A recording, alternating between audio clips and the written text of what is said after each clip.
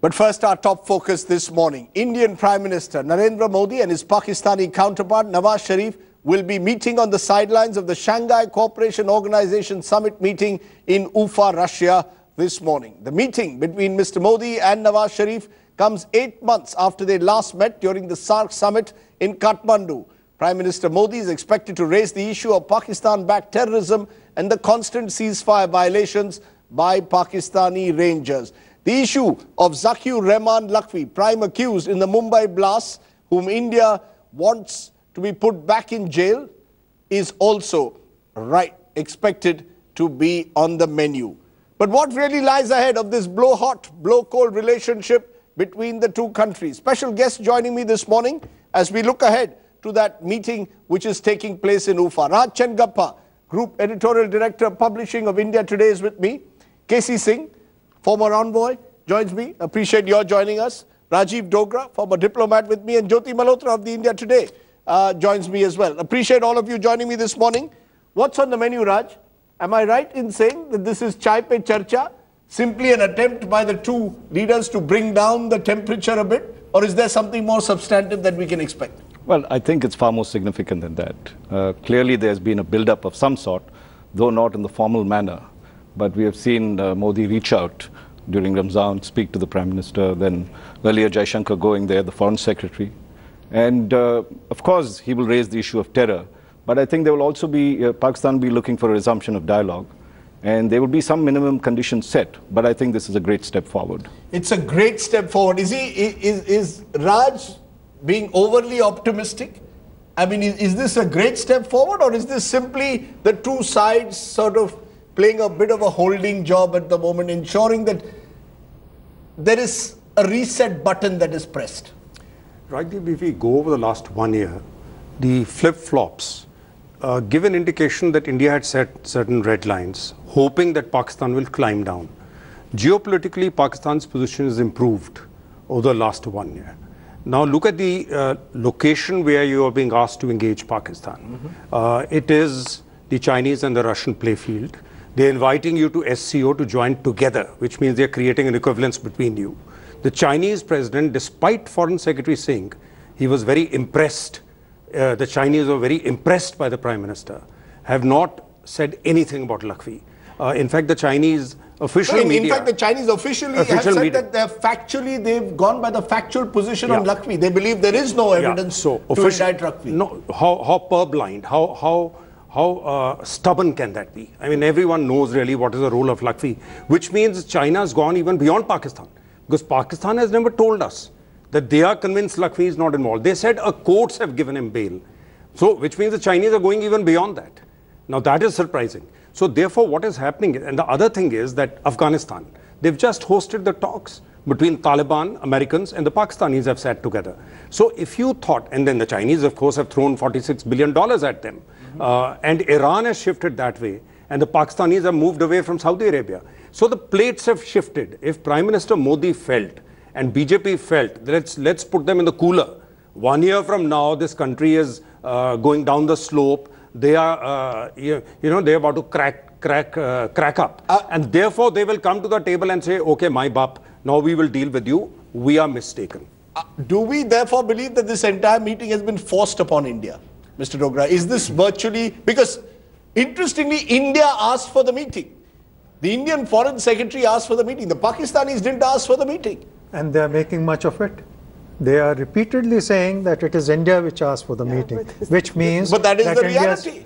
Well, which means India has climbed down, not just for the first time. Is that under American pressure? Whether under American pressure or in the hope that we are being magnanimous. And my fear is that Pakistan will take every such climb down as yet another climb down, and India does not mean what it says. So, unfortunately... They will see this as a sign of Indian weakness. Absolutely. Because nothing in your view has changed since August last year when we called off Foreign Secretary talks because of the meeting that the Pakistani High Commissioner had with Hurriyat. Am I correct? Absolutely. Nothing has changed. Pakistan has not given an inch. And the unfortunate part is that every time Mr. Modi reaches out to them, whether he telephones Nawaz Sharif or whether he requests for another meeting, it is seen that India does not have a case on terrorism. And that is why they are upping the ante on so-called Indian terrorism in Pakistan. Are we therefore seeing, Jyoti Malhotra, some kind of a Ramzan gift which Prime Minister Modi is giving Nawaz Sharif today? Reaching out to admittedly a weak Prime Minister. What is this Ramzan gift, Raj? No, hold on. The fact is... I keep asking, what has changed between August last year and July this year for Prime Minister for Prime Minister Modi to go out of his way to ensure that he holds a meeting with Nawaz Sharif? Nothing has changed. You're absolutely right. So therefore, it's a Ramzan gift. No, why? It's not a Ramzan gift to the Pakistanis. The Pakistanis didn't want the meeting. You said yourself just now that it was India which asked for the meeting with Pakistan. The fact is that Prime Minister Narendra Modi has personally been forced to climb down hugely. Forced to climb down? I think so. And I think, on the Pakistan policy, India has had a disastrous foreign policy vis-a-vis Pakistan over the last 1 year. I think we've done quite well on a lot of other fronts, whether it's the US, arguably on China, the rest of the Western world. I'm not going to talk about Russia right now. But on Pakistan, you've had no clue where you want to go. Is that an agreement across Modi the wanted, no it was clue? Modi wanted to cancel the foreign secretary level talks last year. He personally took the call. And there was, ever since, the Foreign Office hasn't known what to do with the left hand or the right hand. It's been a real mess.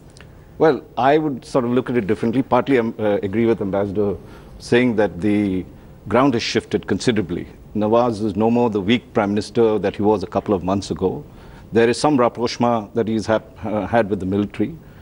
India sees that. And as he says, in Afghanistan, the game has shifted towards Pakistan and other players. We seem to be somewhat marginalized with the new president that is there. Let's not also forget that Nawaz Sharif did come down to India. He expended a lot of political capital when he came down, particularly got into conflict with the army.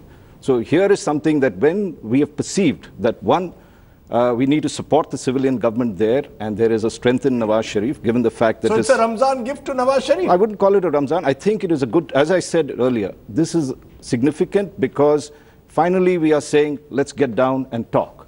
We had tried to isolate Pakistan. It didn't work, as Ambassador said. Now's the time when we see a dispensation that has gained, we can do business with Nawaz at the moment. I think that's the most important thing. We've had to crawl back, and we've had to eat humble pie. And I think the Indian policy on Pakistan has been really, really abysmal. But I think, having said that, I think this is a very good move. Because you cannot change your neighbors. We are coming back to the old. We are coming back to the old paradigm that you cannot change your neighbors. But let me get a Pakistani perspective, because joining me now from Pakistan, Major General Athar Abbas, former Director General ISPR joins me. Appreciate your joining us there, General Abbas. Your sense, in India there's a feeling that the Indians have reached out to the Pakistanis. How does Pakistan look at today's meeting between Nawaz Sharif and Prime Minister Modi? Pakistan, I think, still feels that there is a reason for India and Pakistan getting together, because unless they do so, the ultimate objective of getting stability and peace in the region will not be achieved. So Pakistan has worked out a relationship with Afghanistan, and now it is hosting the Afghan as well as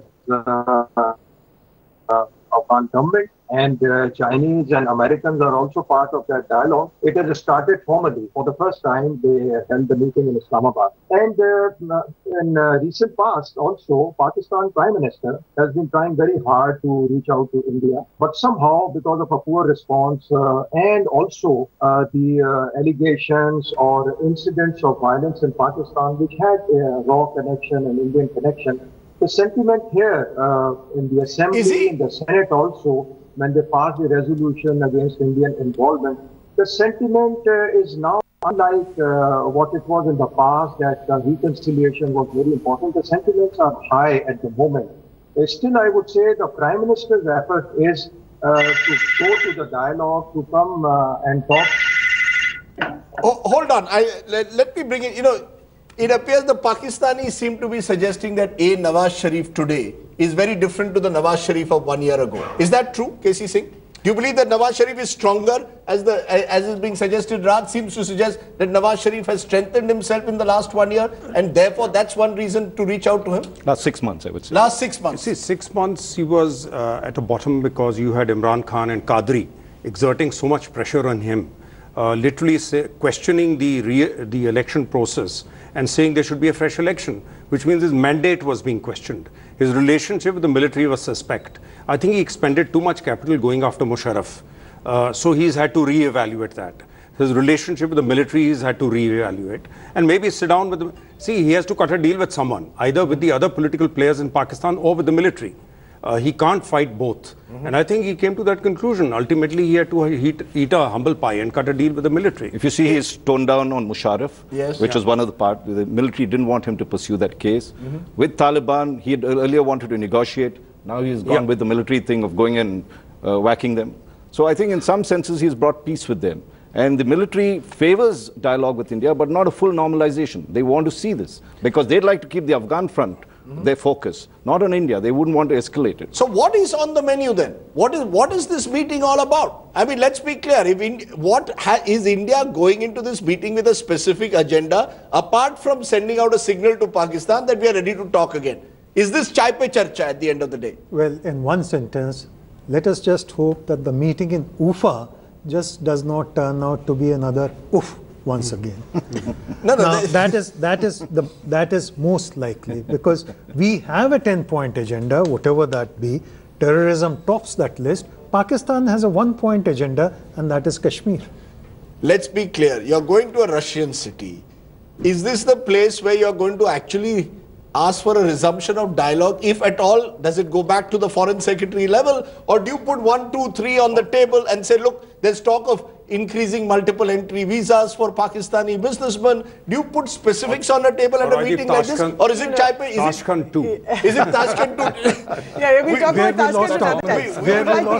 I have to say that's right. Yeah, interesting that there is a historical parallel to Tashkent. And incidentally, BJP is celebrating 50 years of 65. And BJP is celebrating Except that Tashkent is now in another country, Casey. So, He's already been there. That's why he went there already. But quite simply, we've seen this in the past. It's either this jhappi pappi, you go sadi shawl diplomacy, or you go the other extreme. In this instance, is this simply about a small icebreaker in the hope, perhaps, that maybe as the autumn comes, the chill will withdraw? I think, Rajdeep, you have to give credit to Narendra Modi, at least that he's not a jappi pappi type. He's not like the former sort of several leaders that we've had. So but having said that, I think in the last one, I think in the last 1 year, I think in the last 1 year, I didn't say that. I think it was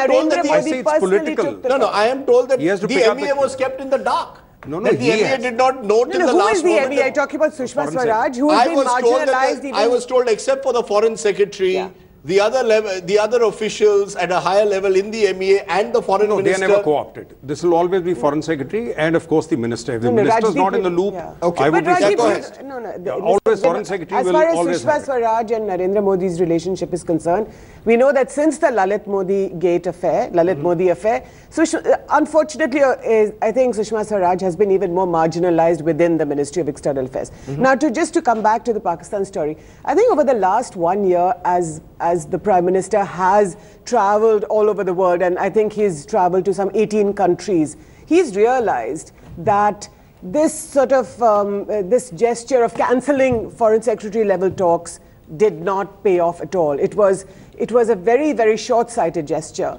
And I think he has hopefully come to the conclusion that there is a bigger world out there certainly beyond Gujarat and also beyond India. And one of those is Pakistan, which is a neighbor, which is, very often sort of a poisonous neighbor, if you like. So you think you have to the reset button? There is a reset button, but there is also the view that he has to go to the US next month. Don't forget that he's going to meet Barack Obama and several other world leaders at the UN. I think before he goes there, he will want to tell them that we have reached out to Pakistan, and now it's your turn to put pressure on Pakistan to withdraw and to do something on terrorism. These are different views. We've got plenty on our menu, even if Nawaz Sharif and and Narendra Modi may not have that much to discuss. We certainly have a lot to discuss, including my hope that maybe these talks will result in a resumption of Indo-Pak cricket. There's much talk of a test series in Dubai in December. Is that on the menu? Will that be cleared at the highest level today? We'll find out more, plenty more. We're looking at some of the big issues that are on the menu between the two countries and asking, is this really an icebreaker or simply a question of the two sides just doing chai pe charcha? Jyoti Malhotra before the break, Raj, seemed to suggest rather controversially that this is the Prime Minister himself recognizing that he made a mistake in August in calling off the Foreign Secretary talks and therefore pressing the reset button. Do you agree with that? Does this reflect confusion at some level of the Indian foreign policy administration, or do you believe that this is the nature of the India-Pakistan relationship? It is blow hot, blow cold because of the nature of the relationship. If you look, partly I agree with Jyoti that he's done the world trip and he's understood much of what international concerns are. If he's repositioning himself, as she calls it, I would say that he's doing it at the right time. One, he has demonstrated that in the region, he has been quite effective. If you look at the agreement he has had with Bangladesh, that's historic, the land agreement. He is telling Pakistan, look, I've mended fences on this side. It shouldn't be SAARC -1. Pakistan is an important player in this thing, and I'd like to get along. Second, when I interviewed him in May, just about a month and a half ago, he said two things. One, India should no more just be a balancing power, it should be a global power. Two, if I'm willing to take 2 steps forward, if Pakistan takes 1 step. He has already set that agenda in that sense. So you are now seeing a new thrust of Narendra Modi to become one, a global player, 2, set right relations with the most difficult neighbor that is there. Let me then raise the elephant in the room, because if tomorrow there is a terror attack, we've already had skirmishes on the border in terms of LOC firing. Does the Prime Minister pull back because his party will again say, you know, why are you reaching out to Nawaz Sharif? Here is the Prime Minister whose party has more than often, when the Congress used to do this, saying, why are you giving biryani to the Pakistani Prime Minister when our Jawans are being shot at the border?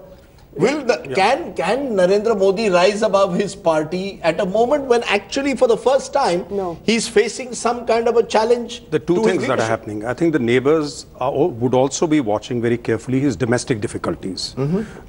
They are very obvious. They are not only obvious to us, they'll be obvious to them. The next session, if it is a washout, would again further weaken his reform program and so on and so forth. But just go a month back. The Myanmar action, how they extrapolated from them and unnecessarily irritated Pakistan. It went up to the National Assembly. They passed a resolution. You are extrapolating and saying we'll be conducting similar operations. Let Pakistan...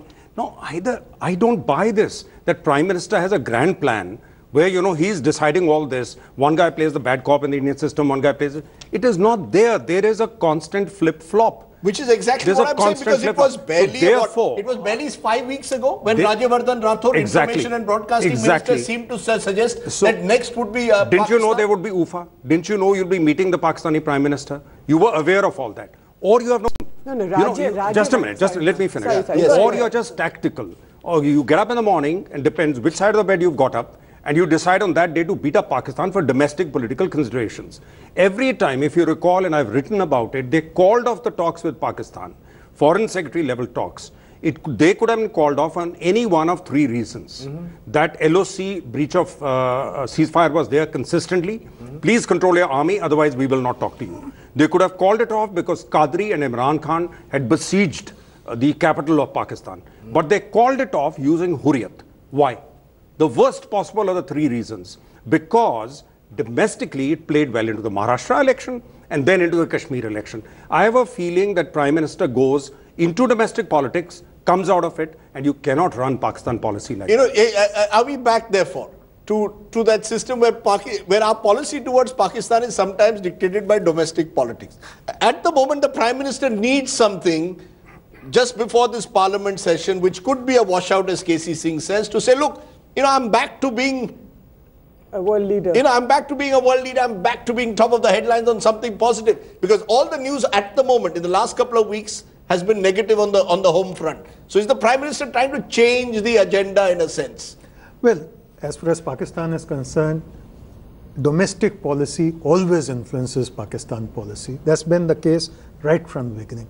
But let me throw in another elephant in the room, and that is that maybe we are reading the script in a different manner. Is it not possible that what happened at SAARC meeting in Nepal, where the two leaders were glum-faced, they won't face each other, they won't even look at each other. So that had a negative resonance all over. That here are two leaders of big countries who are not even willing to shake hands in front of the cameras. So is it not possible that Narendra Modi decided that at SCO meeting where there will be world focus, why not take the gracious step, move ahead and ask for a meeting? Just a month ago, Rajyavardhan Rathod made that comment after the Myanmar operation. This is a message for all countries, including Pakistan. We will strike when we want to. Then you have a National Assembly resolution. I'm just wondering, is it which side of the bed you get up? One day you get up on the bed and decide you're going to tell Pakistan we are this tough, strong country. Next day you say, no, we want to do chai pe charcha with Let me throw another elephant in the room. Yes. Why is it that every time our leaders say something, it becomes a huge issue, not only in Pakistan, but also for us ourselves? Hasn't the Pakistani defense minister said something? Exactly. huge? We have not really reacted to that. Fortunately, Manohar Parrikar didn't react in normal fashion yesterday for a change. But Khwaja Asif's statement also, suggesting that nuclear weapons was an option if need arises. But that is so you have the saber rattling. No, Rajdeep, that is their stated nuclear doctrine. Yes, so it is a completely irresponsible thing to say. No, but this is their doctrine. They have a first strike doctrine. First strike. One by one. So this is first strike. He's only talking about first strike. One by one, can I ask you what's happened in the last couple of weeks? You've had a situation where India wanted the Jamaat-ud-Dawa to be banned. It hasn't happened. You wanted Lakhvi to be put back in jail. It hasn't happened. In fact, China at the United Nations has gone ahead. Now again. That's right. China has said that they will back Pakistan on the Lakhvi question. So it isn't as if the atmospherics have dramatically changed. In fact, they're worse for you now. So why are you then going to the dialogue table at the moment is a question maybe, unless you genuinely believe. No, he doesn't genuinely believe. You don't believe that Narendra Modi is genuinely committed to an Indo-Pak dialogue? Listen, a continuing, uninterrupted dialogue, to use Mani Shankar Iyer's words? I think Narendra Modi is no Atal Bihari Vajpayee. Atal Bihari Vajpayee believed that you had to talk to your neighbors however difficult they were. Remember the line that you can change everything else but you cannot change your neighbors. Narendra Modi is no Atal Bihari Vajpayee. I think he's Raj being forced. Raj is saying look at what he's done. Look at what he's done with the rest of the neighborhood. He's reached out to the He has. I think Raj is absolutely right. He has. I think his agreement with Bangladesh is path-breaking. Also with Sri Lanka, I think our relationship has been reinvented with Sri Lanka. Maldives is another story. I think that the Prime Minister has completely ignored. But anyway, on Pakistan, the Prime Minister, Narendra Modi, does not believe that India and Pakistan can come together and have a relationship where both are equal. He doesn't believe that. But let us I think also, he's being forced qualify, to the table. Rajdeep. Raj says in an interview he was told that if Pakistan takes one step, I will take two. This is what Narendra Modi told you on record. On record. And let's also put it, let's look at the sequencing also that's happening. When he takes up, as Ambassador Singh says, ratchets up the stakes by taking on Lakhvi, taking on China and doing this, he is in some senses sending a message to Pakistan that, look, national security, I'm making no compromises. You better move forward on Mumbai in some way or the other. What is Pakistan's minimum? It says, let's resume the dialogue. So I think in some senses when they meet... Pakistan is not going to move forward. Pakistan is not going to do anything. What has Pakistan done? Yes. The point that Mr. Dogra made, what has Pakistan done between August last year and July this year, done in concrete terms, let's say on Mumbai 2611, for the Prime Ministers who said, good, you've done this, I now want to have a dialogue. Has they done anything? No. Has that one step forward been taken by Pakistan? You have said, take two steps? You are now also posturing internationally. As he was saying, this is a great forum to be in. If, for instance, you have these concerns and you're raising it with Pakistan rather than just ignoring them and saying, we're not going to talk like little boys, then India's perception internationally when it goes to the UN in August or September when it has to go, will be far better. Right now, we are being isolated in some senses. Earlier, we tried to isolate Pakistan, but they've got out of this. That's an interesting way to look at it. I just want to get a Pakistani perspective. Atar Abbas, you're still with us. Please tell me, what has Pakistan done in the last 9 months or 6 months to really give India an indication, for example, that you're serious on prosecuting those involved in Mumbai 26/11? Give me one positive step that Pakistan has taken in this entire period for India to genuinely believe that Pakistan is serious on combating terror emanating out of Pakistani soil against India? Despite all resistance here by the hardliners and the religious right, the Prime Minister has overruled and reached out to India and Indian Prime Minister to sit and talk about all the matters which are source of friction between the two. But somehow the feeling here is that India's continued effort of isolating Pakistan in the region, it goes on. Sir, you're not answering my question though. And with due regard, sir, you're not answering my question. Specifically on 26/11, on banning groups which India has concerns about because of their links with terror, about those who are involved in 26/11. Please tell me one concrete step that Prime Minister Sharif's government has taken. Look, what is happening in Pakistan, you are probably either not interested or not aware what is happening in Pakistan and how the army is going after these groups, the jihadi networks, the terrorist networks, the TTP and the likes. Now there is a danger of Daesh emerging in the area. Their spokesperson of the TTP who joined Daesh as a leader was killed yesterday by the American drone attack. So those are terror groups which are directed either on Pakistani citizens or on Afghanistan. I am talking about terror groups which continue to try and target India. That is India's concern. Yes, Pakistan may well be taking on terror groups which are emanating out of Pakistani soil, which are hurting Pakistani citizens. But what about India? Pakistan is a troubled neighbor. It is a more important neighbor. It is an important country in the region. It cannot be pressurized in doing or conceding things which is, it feels that at the moment it is not on the priority one. If people are attacking you, if the groups are attacking you first have to deal with them. And Pakistan is doing the same. And as far as the groups are concerned, it is dismantling, de-radicalization, reintegration. There is a lot which goes on. But unless and until we sit on the table and talk about these things, we keep on pointing fingers and blaming each other. It's going to go in circles. Okay, so that's an interesting observation. So you believe that dialogue is the only way to end the finger pointing. I just want to get a quick word in from our correspondent Smita Sharma, who tracks the ministry for us. Smita, what is the view within the ministry at the moment? How clued in or looped in is the ministry and Sushma Swaraj to what is happening today in Ufa, or is this the Prime Minister's initiative along with Foreign Secretary Jai Shankar?